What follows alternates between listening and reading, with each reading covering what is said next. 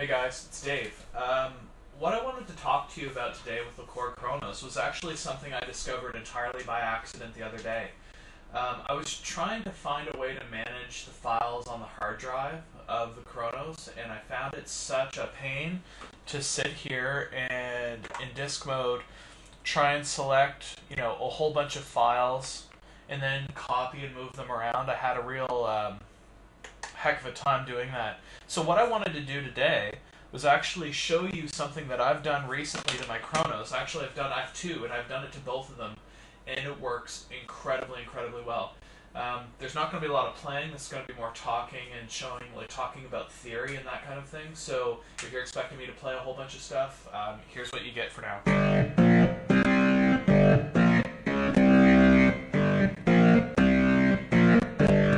And that will be the performance part of today's video. So what I wanted to talk about was actually setting up the process of going through and remotely accessing your Kronos' hard drive using FTP. So there's a couple of ways that you can do that. One of the ways you can do that is through a USB to Ethernet cable. And what you would do is on the back of the core Kronos, you would plug in this USB to Ethernet dongle, basically is what it is. And on one end it has USB, on the other hand it has an Ethernet jack that you would see like this, one of these things. And so what you would do is you plug that in, then you can plug it into, let's say, a router. A lot of people think you can plug it straight into a computer, and that's not necessarily the case. I'm not going to get into a lot of theory with networking and stuff, but I do want to talk about the basics. We'll talk, for example, if you were to plug a cable in one end, for example, on the Kronos, you plug from the Kronos straight into a computer, it's not going to work unless you have what's called a crossover cable. And Ethernet cables typically have two send and two receive channels, so they have, slots 1, 2, and then 3 and 6. And 1 and 2 are send, and 3 and 6 are receive. And the receive on one needs to be the send on another, and there's networking stuff. I'm not going to get into that so much. I want to show you a simple way to go about doing it. Now, I didn't have the money to go out and spend to buy a USB to Ethernet dongle. It's not that I don't have the money, it's more that I'm impatient. I didn't want to go out, look for one, go to Best Buy, not find one, something like that. So what I actually did is I plugged an Ethernet cable directly into the Kronos' motherboard. And so the Kronos has, if you're not aware, it has a regular PC. It's an ASRock motherboard. I think it's ASRock. Anyway, it's using an Intel, I think it's an Atom processor, and it's actually just a regular computer motherboard. And so there's nothing special about it. And the other thing that's kind of unique that I liked about it, though, is that your Ethernet speeds are going to be incredibly fast if you plug in straight into the motherboard versus going through a USB Ethernet dongle. So I ended up plugging that in directly, and so you'll actually notice this cable is coming out the bottom. I don't know if you can see it here. No, not really. I'll show you. If you look on the bottom of the Kronos, there's a little hole right here, and that little hole goes and plugs this. It's wrapped up inside and then plugs into the motherboard. Let me see if I can get this back here. There. So that actually plugs directly into the motherboard, and now I'm plugging it into a router. And then that router, this other cable, actually plugs into my computer. So the reason I wanted to talk about networking just a little bit, and I've kind of, what you'll see is my Kronos here, and you'll see my command prompt right here as well. I wanted to talk about networking just a little tiny bit, because if you plug it in right away and it doesn't work, there's a couple of things that you need to be aware of to make sure that you don't have IP subnet address conflicts. And if that doesn't make sense to you, then just smile and nod, it's all good. I'll explain the basics, okay? So first off, I do want to talk about networking just a little bit.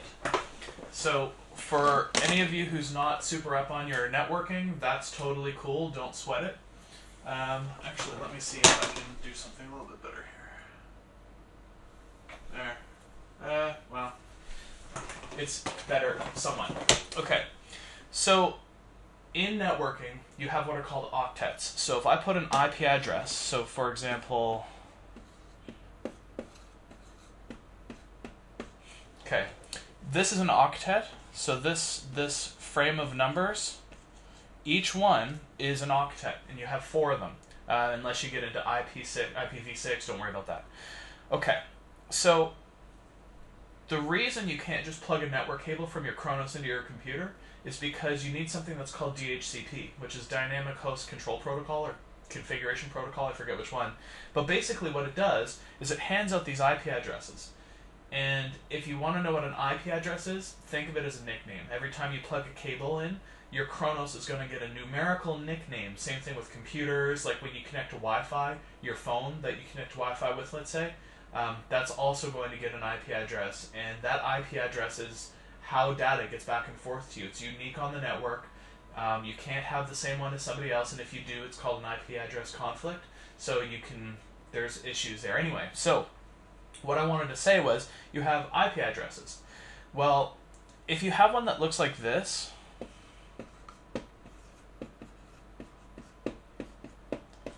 so 169.254.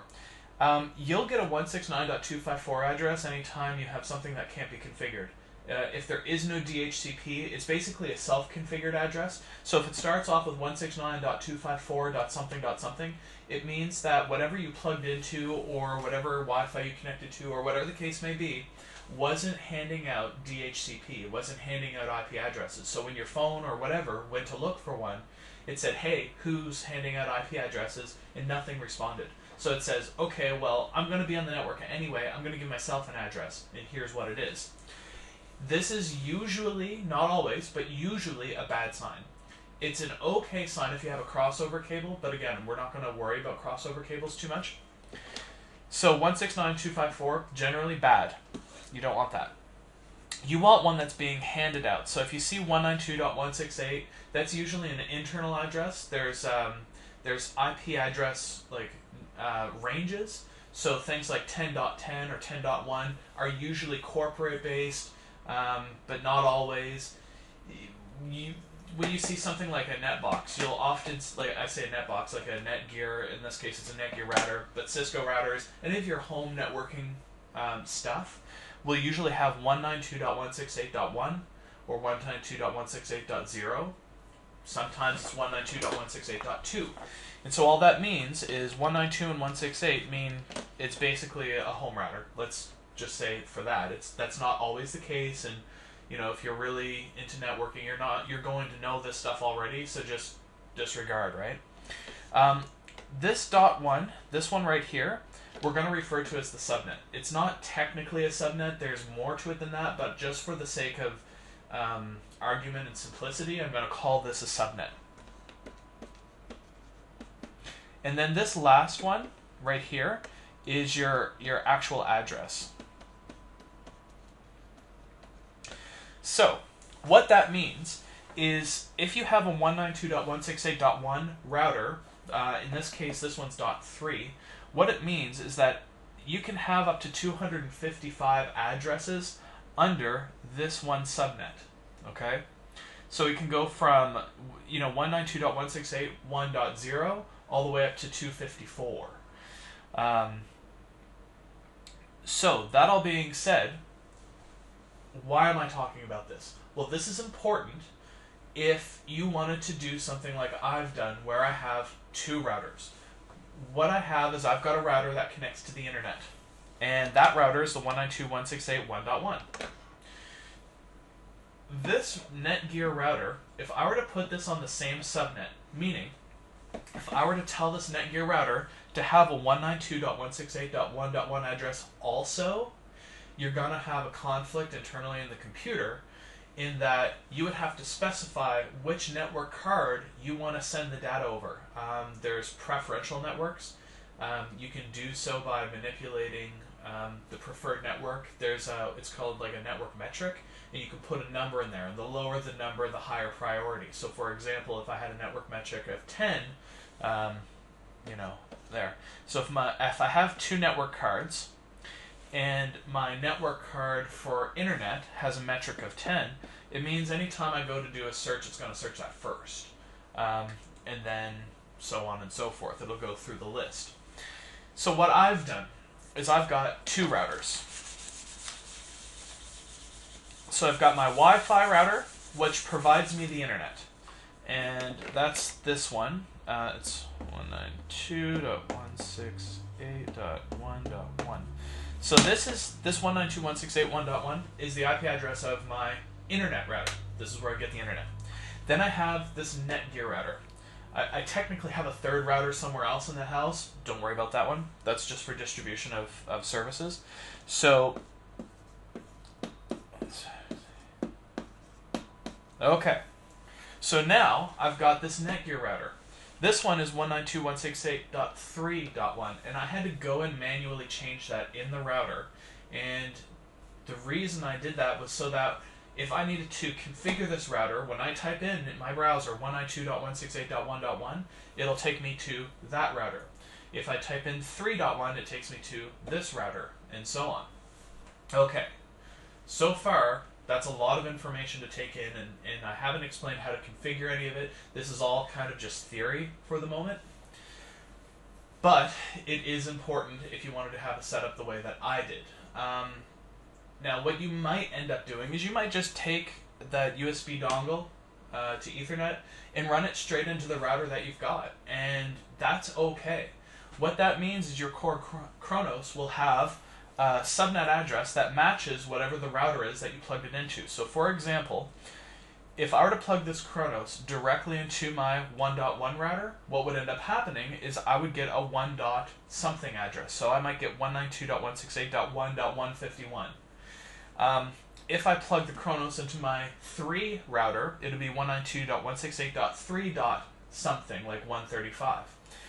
And I'm actually going to kind of demonstrate what that looks like. So, for example, on my Kronos, when I go into global mode under network, you'll notice, and it might be hard to see, but you should be able to tell, it says address method is DHCP, status is currently connected, the IP address is 192, whoops, I clicked on something here, 192.168.3.135, which means I'm connected to my 3 router, my router that's handing out 192.168.3 addresses, or the 3 subnet. And then I've got my subnet mask, don't worry about that. And then the router, you'll notice it actually tells you on the screen which router you're connected to. Now, I use 192.168.3.1. Your routers can be configured internally with whatever IP address you basically want. You could have 4.4.10. whatever as your router IP address. You can configure that. It's just by default. They tend to be 192.168.0 or .1 or .2 or whatever the case may be. Point being is if you're going to have a computer with 2 Ethernet cards, so one connected over Wi-Fi and then one that's connected to the Kronos, you're going to have to make sure that they have different subnets. That way, when you go on your computer and you say, hey, talk to this Kronos, or talk to this system, or whatever, it's able to differentiate that, .3 is over here and .1 is over here. If you're into more advanced networking and you know all the stuff that I'm saying already, yes, there is absolutely a way that you can have the Kronos on the same subnet with a different router, and there's configurations that you can do that will work just fine. I'm not getting into that complicated a setup. So I'm just showing like an easy way, and you might be going, okay, I don't understand anything you've just said. I play music. Nothing you've said now is easy. Okay, well, I'm going to walk you through step by step on how you could configure something like this. So, first things first, when you set up these routers, and these routers are all different, they're all going to have an admin page. And in a lot of times when you plug your cable in or you connect over Wi-Fi, you go into your browser, and actually let me bring up a browser and I'll show you exactly what I mean. Okay. So in my browser, I'm going to go like this. Oops. So notice, I'm actually going to 192.168.3.1. I'm telling my computer, log into this router. And when I go to that address, I've got a control panel for this router. So this control panel that I'm looking at here is actually this router right here. And I can do things like, under my setup, once I log in, I can choose things like my local IP addresses. So this local IP address is saying, well, what do we want to have as a local IP address? And if it's 1.1 already and there's no other conflicts on the network, you're good to go. It's all fine. The question sometimes comes up then is, well, how do I know? How do I know if I have a conflict? Let's say my computer or my laptop is connected over Wi-Fi, and I wanted to see if there's a conflict on the network, or if I've plugged this in and I don't know which IP address I have. Well, let's say we're connected over wire, and we're also connected over Wi-Fi, which is how I have it set up. My computer here is connected over Wi-Fi to my 1.1 router, and then over Ethernet to my 3.1 router right here. So, in Windows, and you can do this in Linux, and you can also do this in Mac OS as well. For Mac, it's a little bit different. It's got to be IF config. Same thing with Linux.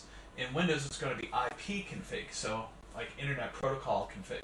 So I'm going to type in IP config, and it's going to give me a list of addresses that are available. So if I scroll, and you look here, you'll see wireless LAN adapter, Wi-Fi, and it's showing my default gateway. Well, this is a gateway. If you wanted to think of it, routers are gateways, but they're not all gateways are routers, and so on and so forth. Anyway, the default gateway is 192.168.1.1. So that's my Wi-Fi.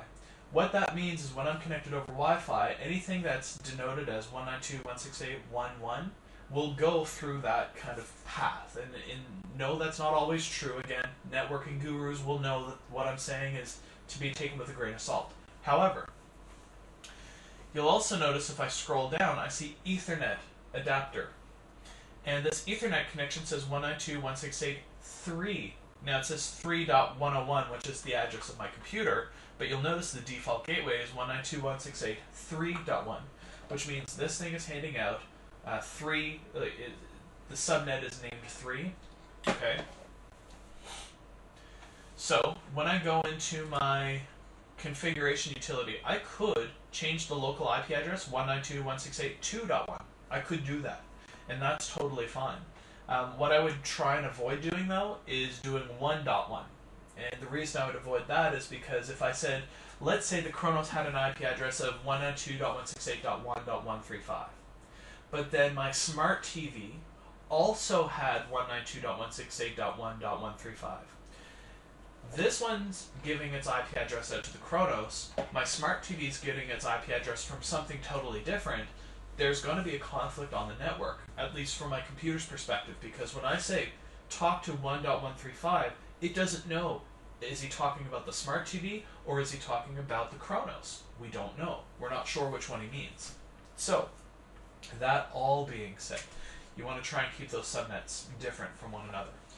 And this configuration page is where you would do that. And in this configuration page, I'm running DDWRT, so I have a little bit more flexibility and control over what I do with this router. But generally speaking, most routers are going to allow you to control your internal IP address. So if you wanted to make it 192.168.10.1, you could. That's fine. Okay. Hopefully, so far so good, but if you have any questions, shoot me over a message. So, now we've got 2 IP addresses, one for internet, one for this Netgear box. Okay? Now we're going to talk about how do we talk to the Kronos. So, as of right now, on my Kronos, I've got an IP address, which is 192.168.3.135. Cool. What I can do is I can enable FTP. Now, by default, the username is Kronos and the password is also Kronos. You can change this to whatever you want, but in my case, I've just left it the default. There is a configure button here for the networking, and you can choose what you want your network address information to be. So, for example, I could manually configure, and I can choose what I want my IP address to be, my subnet mask, and my default gateway. That's what it means by when it says router is the default gateway. Where is it trying to connect? I'm just going to leave that as is. I've already configured it. I've done the hard work in advance and plugged everything in and drilled holes and all that madness. So I've got an IP address on the Kronos. The next step is on the computer to download an application like an FTP client. In this case, I use Filezilla. It's free. It's open source, I think. And it works quite well. So I'm going to download or open Filezilla. And when I open Filezilla, the way FTP clients, visual FTP clients tend to work is on the left-hand side, you'll see your local hard drive on your computer, and on the right-hand side, you're going to find your remote host, or in this case, the Kronos. So under the host, this is asking for the IP address of the Kronos. So I'm going to put in 192.168.3.135. The username is Kronos, and the password is also Kronos. I think I mistyped that. There we go. Now the default port for FTP is 21, and we're free to use that. That's totally fine. Secure FTP I think is 22 or 23. I forget which one it is. Anyway, so when we're ready, we can hit Quick Connect. All right. So let's just expand this window a little tiny bit here. Okay. So on the left-hand side, we've got files, right? So I might have files of things that I want to go to the Kronos, and on the right-hand side, I can see SSD1, which is solid-state drive number 1. My other Kronos has 2 hard drives, and you would see SSD1 and SSD2, so you'd actually see both hard drives independently. So if you double-click SSD1, it's going to show you the hard drive. It's going to show you things that are on the hard drive. It's not going to give you access to the system files. You'd have to root the Kronos to be able to do that. When I say root, I mean gain root access, which will allow you to see like hidden files and folders. Not going to talk about that at all for legal security things, intellectual property, and whatever. So on the right-hand side, we've got stuff on the Kronos. A word of warning. I've crashed my Kronos by pressing the disk button while transferring files on FTP. And what happens is computers have what are referred to as shared resources. Certain I/O resources, like hard drives, for example, have a hard time sharing certain. Like, have you ever tried to use a file and delete it at the same time? The operating system will lock the file down while you're using it, and when you try and delete it, it says the file is currently in use. Well, Kronos is running a version of Linux, and the kernel does the exact same thing here. And when I mean kernel, I just mean the software that controls the hardware. So you try and access disk mode while transferring files, your FTP client is going to drop, and I actually had to reboot the Kronos. It froze up completely because I was trying to tell it to do 2 things on the same resource that can't necessarily be shared that way. So that's just a word of warning. Don't be in disk mode when you're doing stuff on the Kronos. I just tend to stay back on the global page. I mean, theoretically, you can be in program mode and you can be playing or whatever, and then transferring files. So if I want to transfer a file, on my Kronos hard drive, I have a folder that's called raw samples, and what I use that for is, let's say I've ripped a bunch of samples, I do the sample editing on the computer, and then I just drag and drop them onto the Kronos. So for example, I've got Pink Floyd, Another Brick in the Wall, part 2 that I'm working on, and so I've got things like, well, I've already transferred the files over.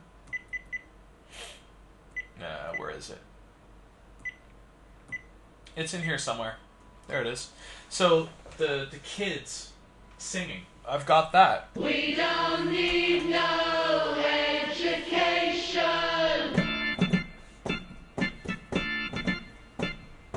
We don't need no.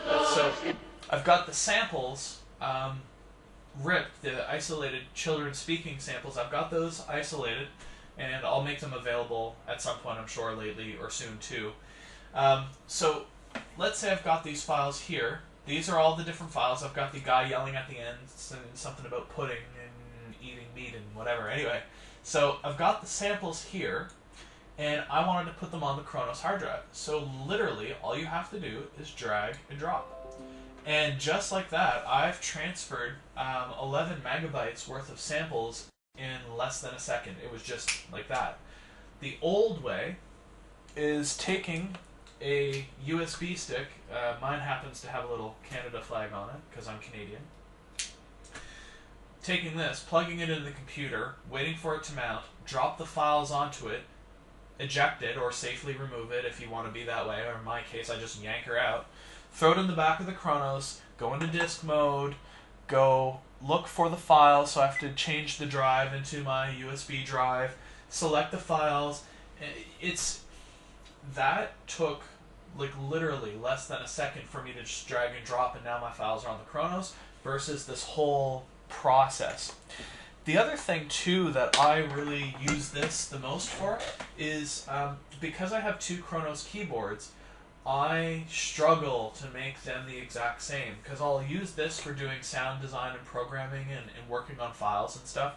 And occasionally I'll put something in a location, and then I go back to my other Kronos, which is sitting on the floor there, and I'll forget to bring that file over. So I go to a rehearsal, I go to load the sounds, and they're not there.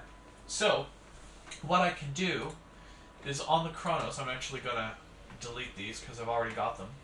I can take every single thing in this Kronos, make a copy of it, back it up to my computer, and then when I plug in my other Kronos, I just drag and drop them and overwrite everything that's there, and then they both match identically, provided you have the same sound libraries and stuff installed. So, for example, in this one, if I look at my options, I have a bunch of authorized options. So I have like the Berlin Grand, I have EXS 18 and 19, so the K-Pro's private collection. I've got a bunch of EXS, like the Boulder Free Sounds, things like that. So I would have to install those options on the other Kronos to make sure those matched specifically as well.